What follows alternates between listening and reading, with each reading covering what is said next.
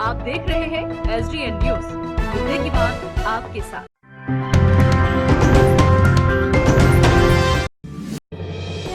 पूर्णिया के बायसी से विधायक सैयद रुकनुद्दीन अहमद बिहार विधानसभा चुनाव जीतने के बाद लगातार जनता के बीच पहुंच रहे हैं। अपने क्षेत्र का दौरा करने के बाद विधायक सैयद रुकनुद्दीन अहमद ने मीडिया से बात करते हुए कहा है कि पिछले 5 सालों में बायसी विधानसभा में शिलान्यास बोर्ड लगा पड़ा है। बायसी विधानसभा के विभिन्न पंचायतों में दर्जनों प्रधानमंत्री सड़क पर शिलापट लगा है।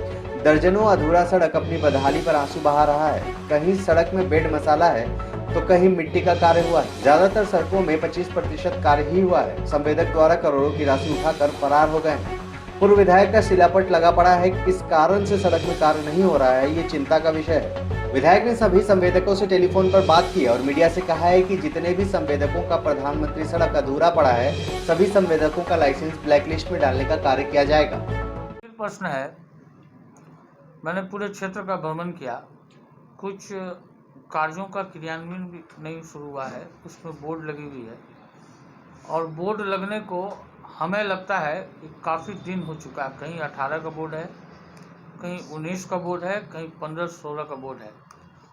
इन सड़कों पर मैंने जिला पदाधिकारी को और कार्यपालक अभियंता को भी कॉरेस्पॉन्डेंस किया है कि किन कारणों से कार्य आरंभ नहीं हुआ, और उन संवेदकों को मैंने टेलीफोनिक टॉक से भी अपने स्तर से सूचना दिया है।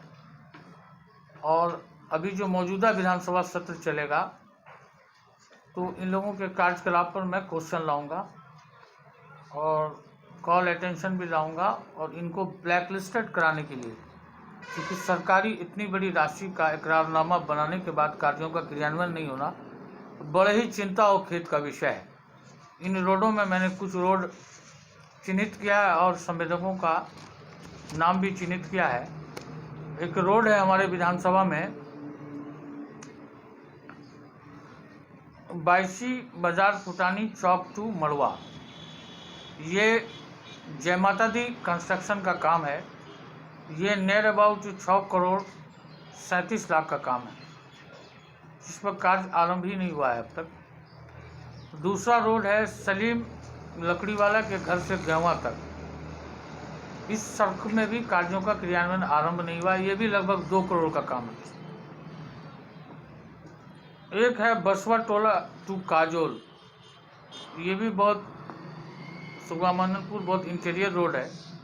चूँकि ये सैलाबज़दा इलाका है, 2-3 महीने के बाद बारिश होगा तो आवागमन बाधित हो जाएगा। उसमें आवागमन करने में काफ़ी लोगों को समस्या का सामना करना पड़ता है। एक रोड है बड़ा रहुआ टू सोती भाग टोला, सोती टोला आसजा। ये भी GPS कंस्ट्रक्शन का काम है। ये भी करोड़ों का काम है, इसमें भी कार्य का क्रियान्वयन नहीं हुआ है। एक रोड है पुरानागंज पश्चिम टोला टू भिकनपुर। ये भी रेखा सिंह कोई संवेदक हैं।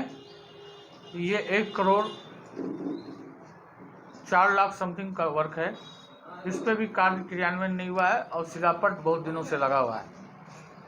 एक रोड है हिम्मतपुर पश्चिम टोला टू कदवा, जो GPS कंस्ट्रक्शन का है। उस पर भी इन लोगों ने अब तक कार्य का क्रियान्वयन नहीं किया है। इकरारनामा हुए सालों बीत गए। एक रोड है PWD रोड टू आसजा गुड़िया टोला। ये भी काम 1 करोड़ 27 लाख का है। इसमें भी सलेहा कंस्ट्रक्शन है कोई, जिनके द्वारा कार्यों का क्रियान्वयन नहीं हुआ है। एक रोड है आपको सिद्दीक नेता के घर से पुरानागंज पंचायत का मामला है, मुजीब के घर तक। ये भी 1 करोड़ 32 लाख का काम है। इसको भी GPS कंस्ट्रक्शन ने काम नहीं किया है। किस परिस्थिति में GPS कंस्ट्रक्शन काम लेने के बाद कार्यों का क्रियान्वयन नहीं कर रहा है, इसके लिए हम लोग उनमें ब्लैकलिस्टेड कराने के लिए शीघ्र मौजूदा सत्र में क्वेश्चन करेंगे और संबंधित विभाग के क्वेश्चन के बाद इन लोगों के लाइसेंस को रद्द कराने का प्रयास करेंगे, क्योंकि इन लोगों के कारण पूरे विधानसभा का डेवलपमेंट बाधित है। और डेवलपमेंट नहीं होने के कारण यहाँ लोगों का आवागमन नहीं हो पाता है। ये बरसाती इलाका है, यहाँ महानंदा जैसी नदी, परवान जैसी नदी, कनकई जैसी नदी बहती है। ओवरफ्लो के बाद लोग एक दूसरे गांव से एक दूसरे गांव जाने को बहुत सोचते हैं कि कैसे ये आवागमन चलेगा।